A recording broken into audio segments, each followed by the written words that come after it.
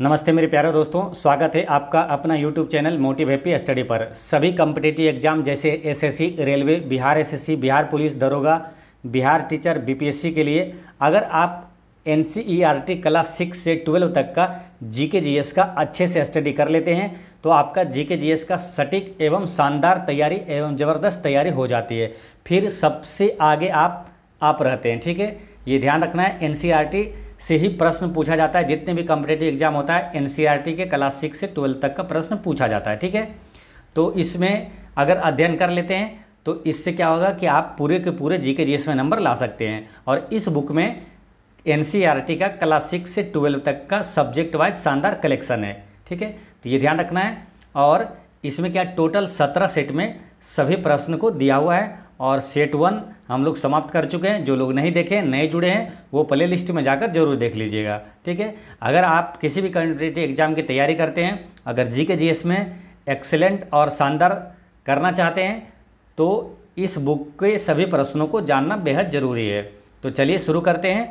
आज का पहला क्वेश्चन है और इस बुक में ये भी है कि एक एक प्रश्न है एनसीईआरटी का दिया हुआ है और एनसीईआरटी के किस क्लास से, किस चैप्टर से और किस पेज का क्वेश्चन है वह भी इसमें दिया हुआ है। ठीक है, तो इसलिए सारे अति महत्वपूर्ण प्रश्न है, इसलिए सभी प्रश्नों को ध्यान से देखना और याद भी करना है। ठीक है, चलिए देखते हैं। पहला प्रश्न है कि भारतीय इतिहासकारों के द्वारा वर्णित इतिहास के संबंध में निम्नलिखित कथनों पर विचार करें। पहला क्या है कि भारतीय इतिहास को आमतौर पर यानी कि जनरली आमतौर पर प्राचीन, मध्यकालीन और आधुनिक इतिहास काल में बांटकर देखते हैं। ये सही है। ठीक है ना, आमतौर पर हम लोग हिस्ट्री को पढ़ते हैं, प्राचीन इतिहास, मध्यकालीन इतिहास और आधुनिक इतिहास, एंशिएंट हिस्ट्री, मेडावल हिस्ट्री और मॉडर्न हिस्ट्री के रूप में हम लोग पढ़ते हैं। तो ये सही है।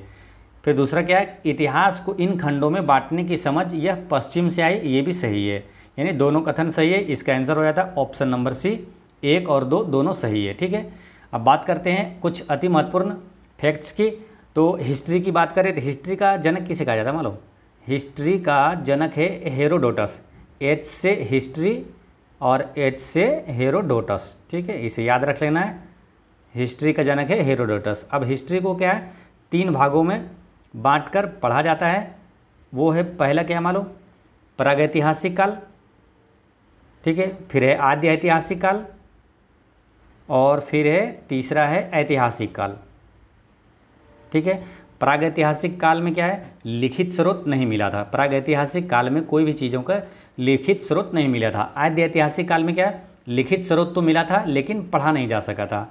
और ऐतिहासिक काल में लिखित स्रोत भी मिला था और उसे पढ़ा भी गया था। ठीक है, और प्रागैतिहासिक काल में हम लोग पाषाण काल के बारे में पढ़ते हैं। प्रागैतिहासिक काल में पाषाण काल के बारे में पढ़ते हैं। जैसे पाषाण काल को भी 3 भागों में बांटा गया, पूरा पाषाण काल, मध्य पाषाण काल और नवपाषाण काल। ठीक है, आद्य ऐतिहासिक काल में हम लोग हड़प्पा सभ्यता का अध्ययन करते हैं और ऐतिहासिक काल में वैदिक काल से आगे का स्टडी करते हैं। ठीक है, ये ध्यान रखना है। और ऐतिहासिक काल में वैदिक काल से आगे यानी कि ऐतिहासिक काल को भी 3 भागों में बांटा गया, प्राचीन और मध्यकालीन और आधुनिक। ठीक है, तो ये ध्यान रखना है। और प्राचीन, मध्यकालीन, आधुनिक और उसके बाद चौथा आप कह सकते हैं विश्व का इतिहास या तो स्वतंत्रता के बाद का स्टडी इसमें किया जाता है।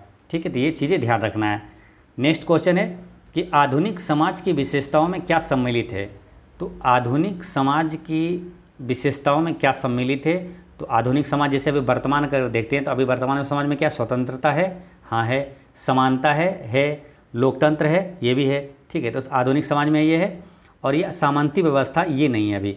ठीक है, क्योंकि सामंती व्यवस्था जो है ये मध्यकालीन युग में इंग्लैंड और यूरोप की प्रथा थी। ये आधुनिक नहीं बल्कि मध्यकालीन ये थी। ठीक है, यानी कि 1, 2 और 4 इसमें सही है। ठीक है, जो आधुनिक समाज की विशेषताओं में, तो इसका आंसर होता है 1, 2, 4 ऑप्शन नंबर डी में है। इसका करेक्ट आंसर हो गया। ठीक है, तो ध्यान रखना है ना। महत्वपूर्ण चीज़ें हैं कि आधुनिक समाज में क्या है। एक क्या है, देखिए ये अंडरस्टैंडिंग बेस्ड क्वेश्चन भी आप अगर नहीं भी पढ़ें ये क्वेश्चन आप बना सकते थे। आधुनिक समाज की विशेषताएं स्वतंत्रता, समानता और लोकतंत्र। सामंती व्यवस्थाएं ये क्या है, मध्यकालीन युग में इंग्लैंड और यूरोप की प्रथा थी। नेक्स्ट क्वेश्चन है रॉबर्ट क्लाइव ने हिंदुस्तान के नक्शे तैयार करने का काम किसे सौंपा था। तो रॉबर्ट क्लाइव ने हिंदुस्तान के नक्शे तैयार करने का कार्य जो ये सौंपा था जेम्स रेनेले को सौंपा था। याद रखना है, हिंदुस्तान के नक्शे को तैयार करने का काम किसे सौंपा था? जेम्स रेनेले को, है ना, याद रखना है, जेम्स रेनेले। अब रॉबर्ट क्लाइव से एक क्वेश्चन अति महत्वपूर्ण आता है कि भारत में द्वैत शासन प्रणाली की शुरुआत किसने किया था? तो रॉबर्ट क्लाइव ने किया था 1765 में, ठीक है। और फिर द्वैत शासन को समाप्त किसने किया था? तो 1772 में किया था समाप्त, किसने? वारेन हेस्टिंग्स ने किया था, ठीक है, ये ध्यान रखना है। और रॉबर्ट क्लाइव जो है ये बंगाल का प्रथम गवर्नर था, ये भी याद रखना है। और बंगाल का पहला गवर्नर जनरल था वारेन हेस्टिंग्स, जो कि द्वैत शासन को समाप्त किया था 1772 में, ठीक है। अब ये रॉबर्ट हुक यहाँ दिया है, रॉबर्ट हुक के बारे में याद आ रहा है। कोशिका की खोज किसने किया था? रॉबर्ट हुक ने किया था। नेक्स्ट है 1929 की आर्थिक महामंदी के संबंध में निम्नलिखित कथनों पर विचार करें। तो 1929 का आर्थिक महामंदी के बारे में इसमें पूछा जा रहा है और इसमें सत्य कथन का चयन करें। तो पहला क्या है कि अमेरिकी शेयर बाजार में बड़ी मात्रा में बिकवाली के कारण आर्थिक महामंदी की शुरुआत हुई थी, ये सही है, ठीक है।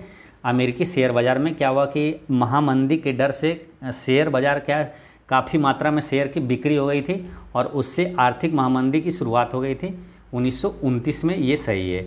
दूसरा क्या है, अमेरिकी महामंदी का सबसे बुरा प्रभाव जर्मन अर्थव्यवस्था पर पड़ा था, ये भी सही है, क्योंकि जर्मनी उस समय अमेरिका के जो कर्ज लिए हुआ था और कर्ज में चल रहा था, और एकाएक महामंदी जब आया तो इसका क्या है कि वहाँ से जो आयात है वो बंद हो गया था और इससे क्या हुआ, जर्मनी पर काफ़ी, इस पर अर्थव्यवस्था पर बुरा प्रभाव पड़ा था, तो ये भी सही है।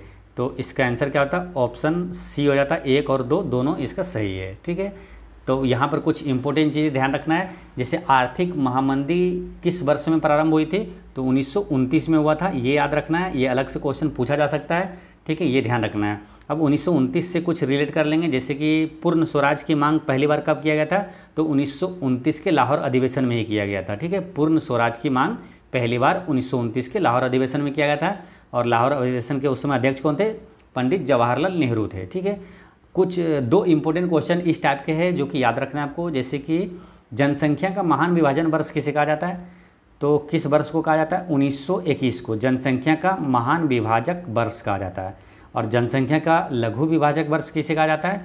1951 को कहा जाता है। ये सभी अति महत्वपूर्ण प्रश्न हैं। नेक्स्ट क्वेश्चन है 1946 में दिल्ली में हुए पुलिस हड़ताल का मुख्य कारण क्या था?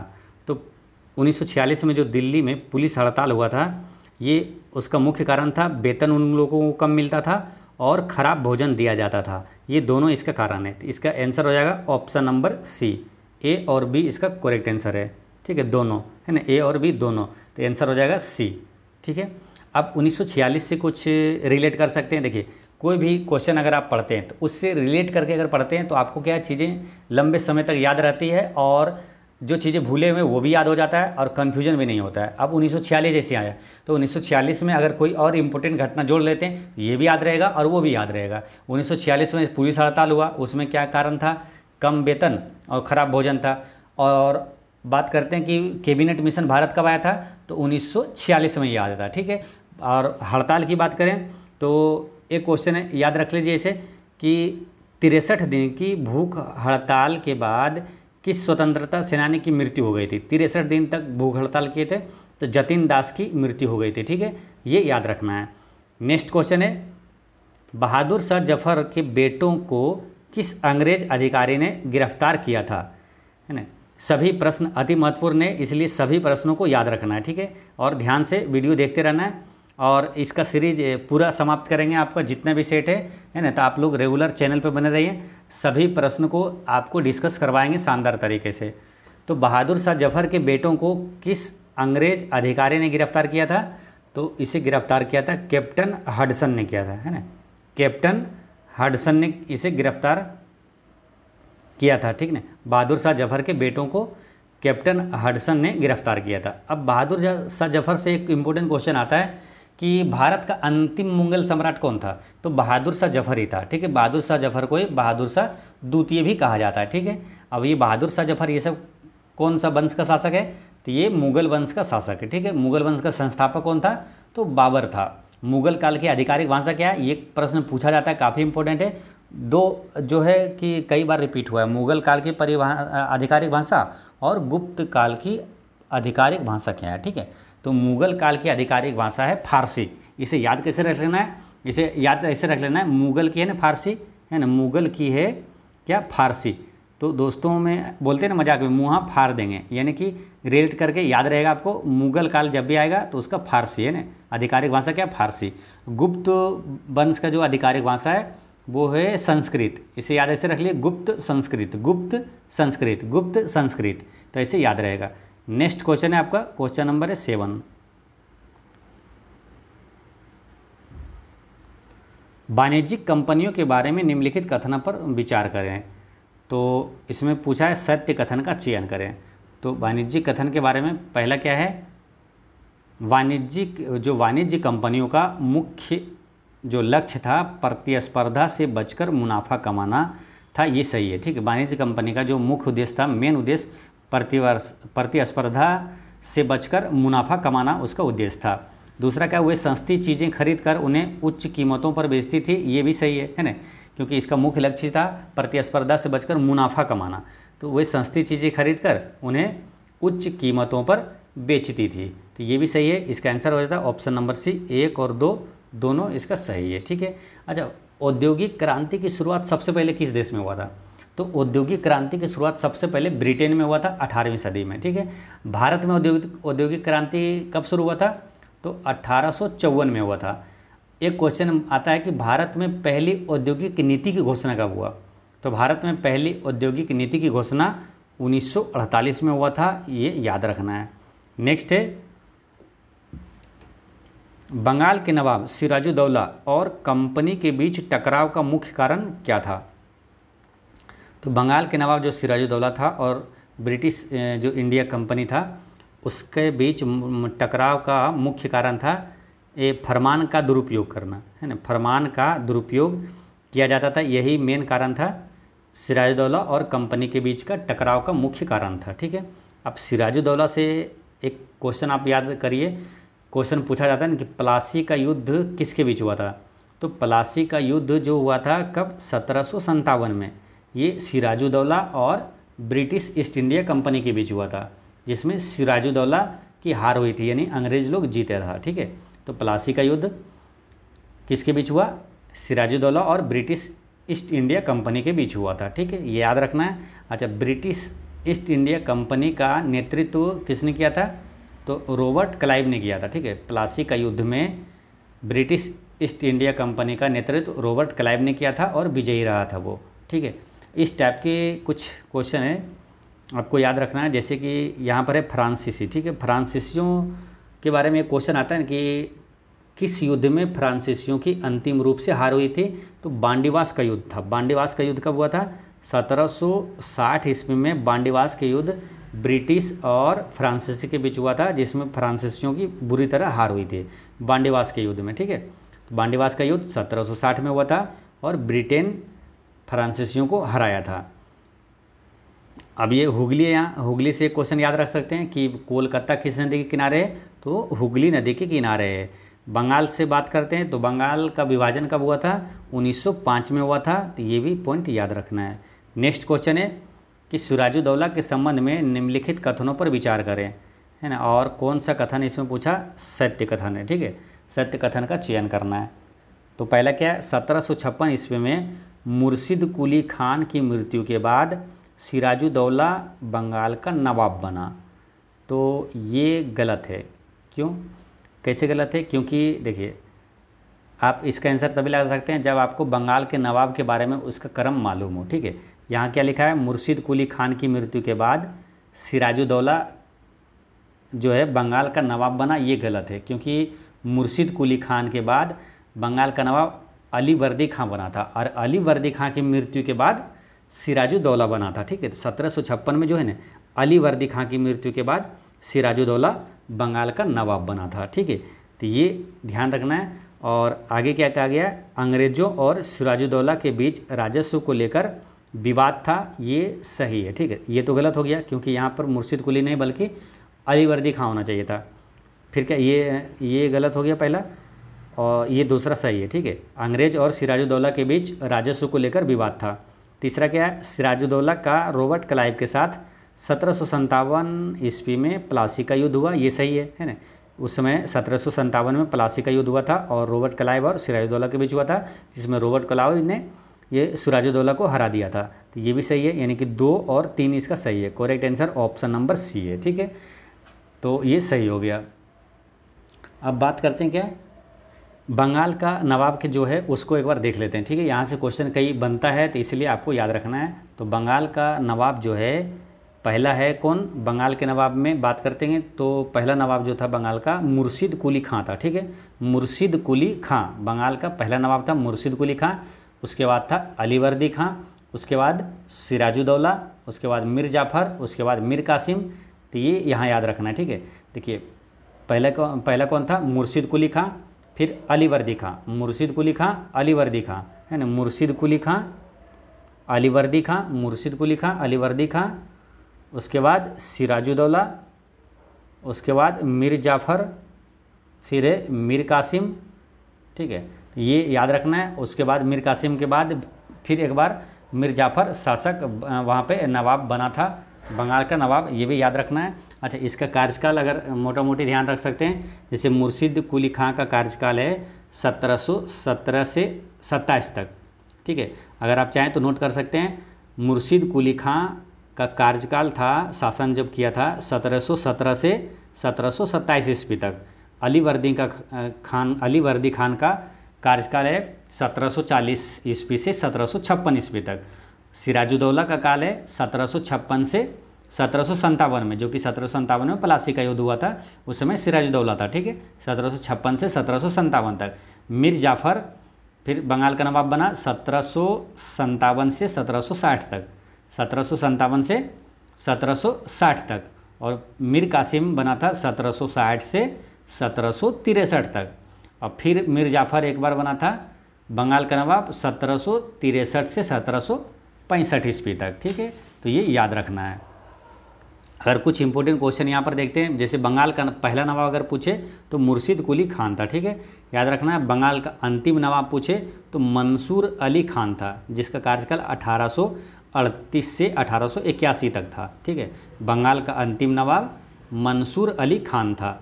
अच्छा, बंगाल का जो अंतिम स्वतंत्र नवाब कौन था, तो वो था सिराजुद्दौला, है। बंगाल का अंतिम स्वतंत्र नवाब अगर पूछे तो वो था सिराजुद्दौला। अच्छा, बंगाल के किस नवाब ने मुंगेर को राजधानी बनाया था, ठीक है। तो ऑप्शन में आपको सब मिलेगा, कौन कौन सा, आपको मीर जाफ़र, मीर कासिम, है ना, मुर्शिद कुली खां, अलीवर्दी खां, ये सभी मिलेगा। लेकिन ज़्यादा कन्फ्यूजन होगा आप में किस में, अगर आप पढ़े हैं तो आपका कन्फ्यूजन होगा मीर जाफ़र और मीर कासिम में, है ना। मुंगेर को राजधानी किसने बनाया, काफ़ी इंपॉर्टेंट क्वेश्चन है, मुंगेर को राजधानी किसने बनाया, ठीक है। तो मुंगेर को राजधानी अच्छा 2 ही ऑप्शन अगर बताते हैं आपको कि मीर जाफ़र है या तो मीर कासिम है। मुंगेर को राजधानी किसने बनाया था, तो इसको बनाया था मालूम कौन, मीर कासिम बनाया था, मीर कासिम। इसे याद कैसे रखना ताकि कन्फ्यूजन ना हो और हमेशा याद भी रहे, ठीक है। देखिए मीर जाफ़र में कन्फ्यूजन नहीं होना है, मीर कासिम में टिक करना है डायरेक्ट। कैसे, देखिए आप ऐसे रिलेट कर लीजिए कि कोई लड़का आपका खेत में मूंग तोड़ लिया, ठीक है, मूंग से हो गया मुंगेर, ठीक है, मूंग तोड़ लिया। अगर आप उससे देख लिया, उसको पूछे कि आपने मूंग तोड़ा, तो वो क्या बोल रहा है कि माँ कसम मूंग नहीं तोड़े। माँ कसम यानी मीर कासिम, माँ कसम यानी मीर कासिम। आपको याद रहेगा, जब भी आपको जब क्वेश्चन आएगा ना तो आपको तुरंत दिमाग में क्लिक कर जाएगा, ठीक है। मूंग नहीं तोड़े माँ कसम, है ना, यानी कि मूंग से मुंगेर को राजधानी किसने बनाया, माँ कसम यानी मीर कासिम ने बनाया था, ठीक है। तो ये से याद रहेगा आपको। नेक्स्ट क्वेश्चन है आपका, सिराजुद्दौला के हार का प्रमुख कारण क्या था। तो सिराजुद्दौला यानी कि हार का, यानी कि 1757 में युद्ध हुआ था जो सिराजुद्दौला और अंग्रेज यानी कि रॉबर्ट क्लाइव के बीच, सिराजुद्दौला उसमें हार गया था। उसका मुख्य कारण क्या था, तो उसका मुख्य कारण क्या था, तो पहला क्या है, सैन्य कमजोरी। तो इसका सैन्य कमजोरी इसका मुख्य कारण नहीं था। अंग्रेज़ों की तुलना में वित्तीय स्थिति कमज़ोर होना, ये भी नहीं था। सेनापति मीर जाफ़र की धोखेबाजी, ये था, ठीक है। इसका मुख्य कारण था सेनापति मीर जाफ़र की धोखेबाजी। मीर जाफ़र ने क्या है कि सिराजुद्दौला को धोखा दे दिया था, ठीक है। तो मीर जाफ़र की धोखेबाजी से ही सिराजुद्दौला ये हारा था। फिर क्या अंग्रेज़ों की तुलना में आधुनिक हथियारों की कमी, ये भी इसका मुख्य कारण नहीं है। मुख्य कारण एक ही मेन है कि मीर जाफ़र की धोखेबाजी, ठीक है। तो ये ध्यान रखना है। प्लासी का युद्ध ये हुआ था रॉबर्ट क्लाइव और सिराजुद्दौला के बीच 1757 में, याद रखना है, काफ़ी इंपॉर्टेंट क्वेश्चन है। नेक्स्ट है कि प्लासी के युद्ध के बाद उत्पन्न परिस्थितियों के संदर्भ में निम्नलिखित कथनों पर विचार करें। तो प्लासी के युद्ध के बाद उत्पन्न जो परिस्थितियां हैं उस पर विचार करें। तो पहला क्या है, पूछा क्या, असत्य कथन को बताना है, ठीक है, कौन गलत है। पहला क्या, कंपनी ने बंगाल का प्रशासन नहीं संभाला क्योंकि इसका मुख्य उद्देश्य व्यापार फैलाना था, ठीक है।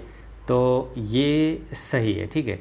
प्लासी के युद्ध के बाद उत्पन्न जो परिस्थिति हो गया था, कंपनी ने बंगाल का प्रशासन नहीं संभाला क्योंकि उसका उद्देश्य जो था, मुख्य उद्देश्य व्यापार फैलाना था, ये सही है, ठीक है। पूछा असत्य कथन कौन सा है। फिर क्या, सिराजुद्दौला को मार दिया गया और मीर कासिम बंगाल का नवाब बना, ये गलत है क्योंकि सिराजुद्दौला को मारने के बाद मीर कासिम नहीं बल्कि मीर जाफ़र बंगाल का नवाब बना था। तो वो अगर लिस्ट याद रखते हैं तो आपको क्रम से सब याद रहेगा। जैसे सिराजुद्दौला के बाद मीर जाफ़र बना था, ठीक है। एक बार फिर समझिए, देखिए पहले कौन था, मुर्शिद कुली खां पहला शासक था, फिर अली वर्दी खां, और अच्छा 5 मेन याद रखिए आप, ठीक है। देखिए 2 याद रखिए ऊपर, मुर्शिद कुली खां, अली वर्दी खां, ठीक है। मुर्शिद कुली खां, उसके बाद अली वर्दी खां, और बीच में याद रखिए एक तीसरा जो है सिराजुद्दौला, ठीक है। और लास्ट में 2 और याद रखिए, मीर जाफ़र मीर कासिम, मीर जाफ़र मीर कासिम, ठीक है। फिर समझिए, पहला 2 याद रखिए, मुर्शिद कुली खां अली वर्दी खां, मुर्शिद कुली खां अली वर्दी खां, फिर सिराजुद्दौला बीच में दिए, फिर ये 2 मीर जाफ़र मीर कासिम, मीर जाफ़र मीर कासिम, ये 5 क्रम में याद रखेंगे, कई इंपॉर्टेंट क्वेश्चन आपका बन जाएगा, ठीक है। अब जैसे यहीं पूछा है कि सिराजुद्दौला को मारकर मीर कासिम बना, नहीं, सिराजुद्दौला के बाद कौन है, मीर जाफ़र मीर कासिम, मीर जाफ़र मीर कासिम बाद में है ना। तो ये ध्यान रखना है। तो इसका आंसर क्या हो जाएगा, असत्य कथन में केवल 2 असत्य है ना, 2 गलत है, क्योंकि सिराजुद्दौला के बाद कौन आया, सिराजुद्दौला के बाद मीर जाफ़र आया था, ठीक है। एक बार फिर समझिए, अली वर्दी खां, उसके बाद पहले शुरुआत में है क्या, मुर्शिद कुली खां, मुर्शिद कुली खां, फिर अली वर्दी खां, फिर सिराजुद्दौला, फिर मीर जाफ़र मीर कासिम, ठीक है। तो ऐसे याद रखना है। नेक्स्ट क्वेश्चन है, क्वेश्चन नंबर 12 है कि वर्ष 1764 की बक्सर की लड़ाई के समय बंगाल का नवाब कौन था, ठीक है। तो 1764 के समय बंगाल का नवाब कौन था, तो इसका करेक्ट आंसर है मीर जाफ़र था, है ना, याद करवाए थे। मीर का देखिए, मुर्शिद कुली खां का जो था शासनकाल था, नवाब कब बना था, वो कब से कब तक था, मुर्शिद कुली खां का था 1717 से 1727 तक, ठीक है, मुर्शिद कुली खां। और फिर 1717 से 27 तक, फिर अली वर्दी खां, अली वर्दी खां का जो बंगाल का नवाब था 1740 से 1756 तक। फिर आपका आता है सिराजुद्दौला, तो सिराजुद्दौला जो है इसका जो बंगाल का नवाब था 1756 से 57, जिसके समय प्लासी का युद्ध हुआ था। ये 3 हो गया। फिर आगे बात करते हैं क्या, मीर जाफ़र और मीर कासिम। तो मीर जाफ़र जो है, मीर जाफ़र का 1757 से 1760 तक है। फिर है मीर कासिम, मीर कासिम का है 1760 से 63,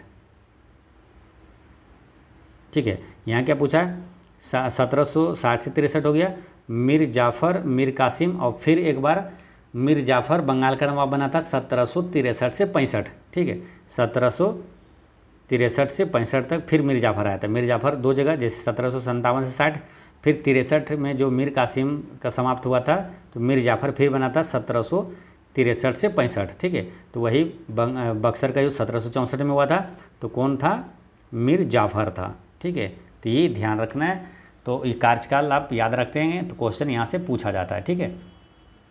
एक बार मोटा मोटी फिर से एक बार रिवीजन कर लीजिए। देखिए, मुर्शिद कुली खां का कार्यकाल 1717 से 1727 ईस्वी तक, अली वर्दी खां 1740 से 1756 तक, और सिराजुद्दौला 1756 से 57 तक, मीर जाफ़र 1757 से 1760 तक, फिर मीर मीर कासिम है ना, मीर जाफ़र के बाद मीर कासिम 1760 से 1763 तक।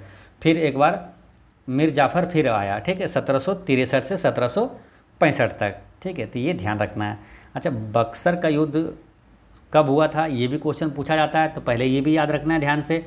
बक्सर का जो लड़ाई हुआ था, युद्ध हुआ था 1764 में हुआ था। किसके बीच हुआ था?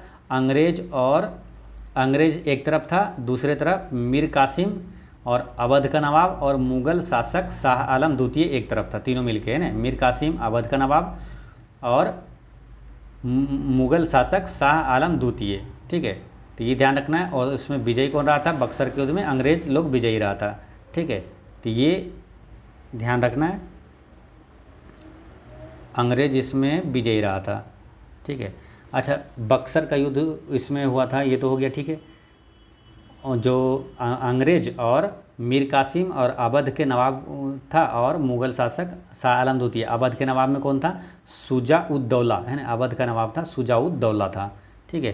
तो ये ध्यान रखना है। नेक्स्ट क्वेश्चन है, बक्सर के युद्ध में निम्नलिखित कथनों पर विचार कीजिए। तो बक्सर के युद्ध में निम्नलिखित कथन पर विचार करना है। पहला क्या है कि बक्सर की लड़ाई केवल अंग्रेज और मीर कासिम के बीच हुआ था, ये गलत है। क्योंकि बक्सर की लड़ाई जो हुआ ना, अंग्रेज था एक तरफ और एक तरफ मीर कासिम अकेला नहीं था।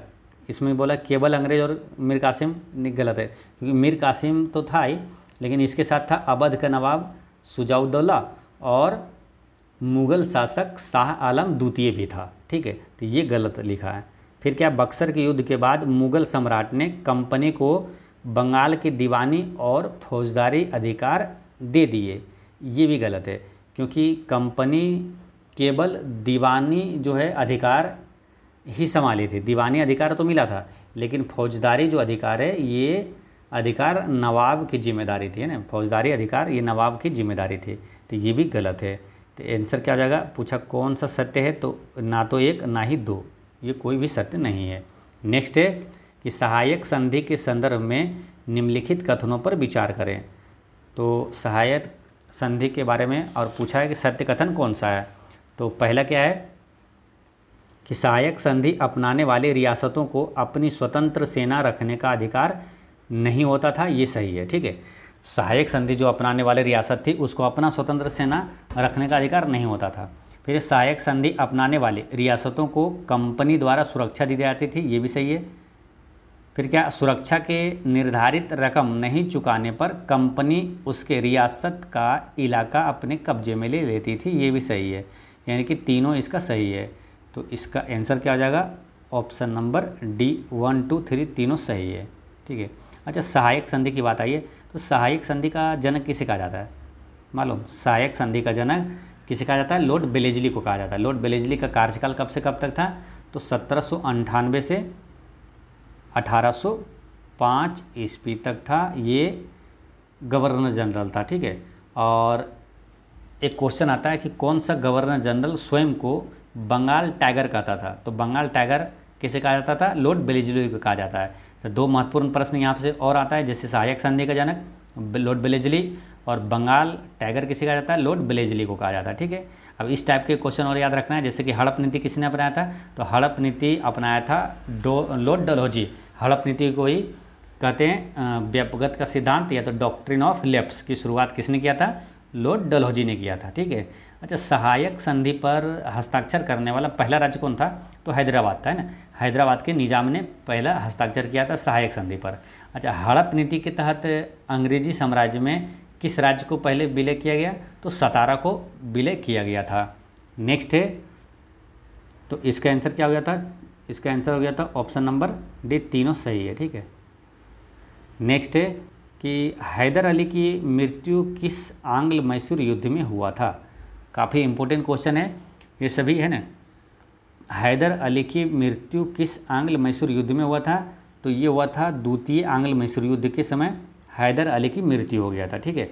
हैदर अली मैसूर का शासक था। हैदर अली और टीपू सुल्तान ने अंग्रेज़ों के खिलाफ 4 युद्ध लड़ा था। अंग्रेज़ों के खिलाफ जो है 4 युद्ध लड़ा था। हैदर अली का शासनकाल था कब से कब तक मालूम?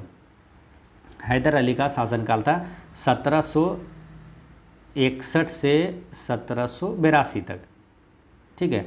और जो द्वितीय आंग्ल मैसूर युद्ध है ये हुआ था 1780 से 84 तक, ठीक है, 1780 से 84 तक था द्वितीय आंग्ल मैसूर युद्ध, यानी 1782 में ही इनका हैदर अली का मृत्यु हो गया था, है ना। द्वितीय आंग्ल मैसूर युद्ध के समय कैंसर के कारण हैदर अली की मृत्यु 1782 में हो गई थी और उसके बाद टीपू सुल्तान ने युद्ध का नेतृत्व किया था, ठीक है। तो ये ध्यान रखना है। अब इम्पोर्टेंट चीज़ें यहाँ से कुछ क्वेश्चन आता है जो कि आपको ध्यान से सुनना है, ठीक है। जैसे पहला आंग्ल मैसूर युद्ध ये कब से कब तक हुआ था, तो पहला आंग्ल मैसूर युद्ध जो है ये हुआ था 1767 से 69, ठीक है, याद रखना है। दूसरा आंग्ल मैसूर युद्ध कब हुआ था, 1780 से 84 के बीच हुआ था। और तृतीय आंग्ल मैसूर युद्ध ये 90 से 92 तक हुआ था, 1790 से 92। और चौथा आंग्ल मैसूर युद्ध जो है ये 1798 से 99 के बीच हुआ था, ठीक है। अब पहला आंग्ल मैसूर युद्ध देखिए, कार्यकाल पहले याद हो गया, 1767 से 69, दूसरा 1780 से 84, तीसरा आंग्ल मैसूर युद्ध 1790 से 92 और चौथा आंग्ल मैसूर युद्ध 1798 से 99, ठीक है। अच्छा, पहला आंग्ल मैसूर युद्ध ये किसके बीच हुआ था, तो हैदर अली और अंग्रेज के बीच हुआ था, जिसमें हैदर अली विजयी रहा था, है ना, हैदर अली विजयी रहा था, ठीक है। देखिए ध्यान से रखना है, याद रखना है आपको, पहला आंग्ल मैसूर युद्ध हैदर अली और अंग्रेज़ों के बीच हुआ था, ठीक है। और ये किस संधि पर समाप्त हुआ था, पहला आंग्ल मैसूर युद्ध किस संधि पर समाप्त हुआ था, ये क्वेश्चन पूछा जाता है, तो मद्रास की संधि पर समाप्त हुआ था। दूसरा आंग्ल मैसूर युद्ध जो कि 1780 से 84 के बीच हुआ था, टीपू सुल्तान और अंग्रेज के बीच हुआ था, जिसमें टीपू सुल्तान विजयी रहा था, ठीक है, टीपू सुल्तान उसमें विजयी हुआ था। और ये दूसरा जो आंग्ल मैसूर युद्ध है ये किस संधि पर समाप्त हुआ, मंगलोर की संधि पर समाप्त हुआ था। तीसरा आंग्ल मैसूर युद्ध जो कि 1790 से 92 के बीच हुआ, ये कॉर्नवालिस, अंग्रेज़ों की तरफ से कॉर्नवालिस और टीपू सुल्तान के बीच हुआ था, ठीक है। तो टीपू सुल्तान इसमें हार गया था, ठीक है, कॉर्नवालिस विजयी रहा था तीसरे आंग्ल मैसूर युद्ध में। और किस संधि पर समाप्त हुआ था, तो श्रीरंगपट्टनम की संधि पर समाप्त हुआ था। चतुर्थ आंग्ल मैसूर युद्ध है जो 1798 से 99 के बीच हुआ था, ये अंग्रेज और टीपू सुल्तान के बीच हुआ था, जिसमें अंग्रेज विजयी रहा था और टीपू सुल्तान के हार गया था और टीपू सुल्तान की मृत्यु हो गई थी 1799 में, ठीक है। तो ये सारे इंपॉर्टेंट चीज़ें याद रखना है आपको। नेक्स्ट क्वेश्चन है, जैसे डायरेक्ट क्वेश्चन पूछ जाएगा कि प्रथम आंग्ल मैसूर युद्ध कब हुआ, किसके बीच हुआ और किस संधि पर समाप्त हुआ था। एक बार फिर समझिए, देखिए प्रथम आंग्ल मैसूर युद्ध किस संधि पर समाप्त हुआ, मद्रास की संधि पर, दूसरा मंगलोर की संधि पर, तीसरा श्रीरंगपट्टनम की संधि पर और चौथा आंग्ल मैसूर युद्ध में टीपू सुल्तान की मृत्यु हो गया था, ठीक है। तो ये याद रखना है। नेक्स्ट क्वेश्चन है कि टीपू सुल्तान ने अंग्रेजों के खिलाफ निम्न में से कौन से कदम उठाए, तो टीपू सुल्तान ने कौन सा कदम उठाया था। पहला क्या है, 1786 ईस्वी में टीपू सुल्तान ने अपने रियासतों के अंतर्गत पड़ने वाले बंदरगाहों से चंदन की लकड़ी, काली मिर्च और इलायची का निर्यात रोक दिया था। ये गलत है, ये सब काम तो किया था लेकिन 1785 में किया था, ठीक है। 1786 यहाँ लिखा है, ये गलत है। 1785 ईस्वी में टीपू सुल्तान ने अपनी रियासतों के अंतर्गत पड़ने वाले बंदरगाहों से चंदन की लकड़ी, काली मिर्च और इलायची का निर्यात रोक दिया था, ठीक है। तो ये गलत दिया हुआ है, तो ये पूछा क्या, सत्य कथन का चुने, तो ये तो गलत हो गया। फिर क्या, उन्होंने यानी टीपू सुल्तान ने फ्रांसीसी व्यापारियों के साथ घनिष्ठ संबंध विकसित किया, ये सही है, ठीक है। फ्रांसीसियों के साथ घनिष्ठ संबंध विकसित किया था, ये सही है। फ्रांसीसियों की मदद से अपनी सेना का आधुनिकीकरण किया, ये भी सही है ना। टीपू सुल्तान ने फ्रांसीसियों की मदद से अपनी सेना का आधुनिकीकरण किया था, ये सही है, यानी कि 2 और 3 सही है। तो इसका करेक्ट आंसर हो जाएगा ऑप्शन नंबर बी में है, 2 और 3 इसका सही है, ठीक है। अच्छा, एक क्वेश्चन आता है कि श्रीरंगपट्टनम में स्वतंत्रता का वृक्ष किसने लगाया था। काफ़ी इंपॉर्टेंट क्वेश्चन है कि श्रीरंगपट्टनम में स्वतंत्रता का वृक्ष किसने लगाया था, तो टीपू सुल्तान ने लगाया था। याद रखना है, टीपू सुल्तान ने लगाया था। मैसूर का शेर किसे कहा जाता है, तो टीपू सुल्तान को ही कहा जाता है। नेक्स्ट है क्वेश्चन नंबर है 17। 1799 में टीपू के हार के परिणाम के संबंध में निम्नलिखित कथनों पर विचार कीजिए। तो इसमें क्या है, सही कथन का चयन करना है। 1799 में टीपू सुल्तान के हार के बारे में पूछा जा रहा है। तो पहला क्या है, श्रीरंगपट्टनम की रक्षा करते हुए टीपू मारा गया, ये सही है। ठीक है, टीपू सुल्तान की 1799 में मृत्यु हो गई थी। फिर है कि बोडियार राजवंश के हाथों में मैसूर की सत्ता सौंपी गई, ये भी सही है। मैसूर पर सहायक संधि थोप दी गई, ये भी सही है। यानी इसका आंसर होता है तीनों, इसका करेक्ट आंसर है, तीनों सही है। ऑप्शन नंबर डी इसका करेक्ट आंसर है। नेक्स्ट है कि सर्वोच्चता का नीति किसके द्वारा आरंभ की गई थी। सर्वोच्चता का नीति किसके द्वारा, है ना, 4 ऑप्शन दिया हुआ है, आप देखिए किसका है। सर्वोच्चता की नीति किसने शुरू किया था, तो ये किया था लॉर्ड हेस्टिंग्स ने, है ना। लॉर्ड हेस्टिंग्स ने सर्वोच्चता की नीति ये प्रारंभ किया था।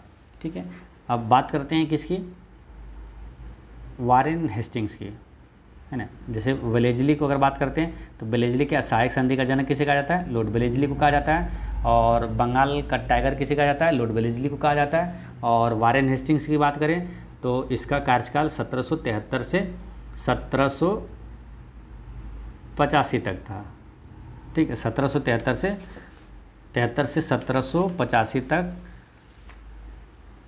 था इसका लॉर्ड वारेन हेस्टिंग्स का कार्यकाल। ठीक है, और वारेन हेस्टिंग्स से कुछ महत्वपूर्ण प्रश्न पूछा जाता है, जैसे कि किस गवर्नर जनरल पर महाभियोग का मुकदमा चलाया गया, तो वारेन हेस्टिंग्स पर चलाया गया था। बंगाल का टाइगर और जो सहायक संधि का जनक, ये दोनों कौन है, लॉर्ड वेलेस्ली हो गया। और द्वैध शासन जो लागू किया गया था, है ना, किसके द्वारा, द्वैध शासन रॉबर्ट क्लाइव के द्वारा, उसको समाप्त किसने किया था, तो वारेन हेस्टिंग्स ने ही समाप्त किया था।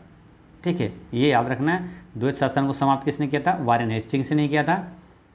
और किस गवर्नर जनरल पर महाभियोग का मुकदमा लगाया, तो वारेन हेस्टिंग्स पर। वारेन हेस्टिंग्स द्वैध शासन को समाप्त किया था। ठीक है, अब कॉर्नवालिस से 2 महत्वपूर्ण प्रश्न याद रखना है। अस्थायी बंदोबस्त का जनक किसे कहा जाता है, कॉर्नवालिस को कहा जाता है। और पुलिस सेवा का जनक किसे कहा जाता है, तो कॉर्नवालिस को ही कहा जाता है। नेक्स्ट है कि रानी चेन्नम्मा के संबंध में निम्नलिखित कथनों पर विचार करें और इसमें सत्य कथन का चयन करें। ठीक है, तो पहला क्या है, रानी चेन्नम्मा का संबंध कर्नाटक से है, ये सही है ना। कर्नाटक में इनका कर्नाटक की है ये रानी चेन्नम्मा। ठीक है, और ये अंग्रेज़ों के खिलाफ, है ना, युद्ध लड़ी थी रानी चेन्नम्मा। ठीक है, तो ये कथन क्या है, इसका सही है। दूसरा क्या, रानी चेन्नम्मा अंग्रेज़ों के खिलाफ अहिंसक आंदोलन करने वाली पहली शासिका थी, ये गलत है। ठीक है, रानी चेन्नम्मा अंग्रेज़ों के खिलाफ अहिंसक आंदोलन करने वाली पहली शासिका थी, ये गलत है।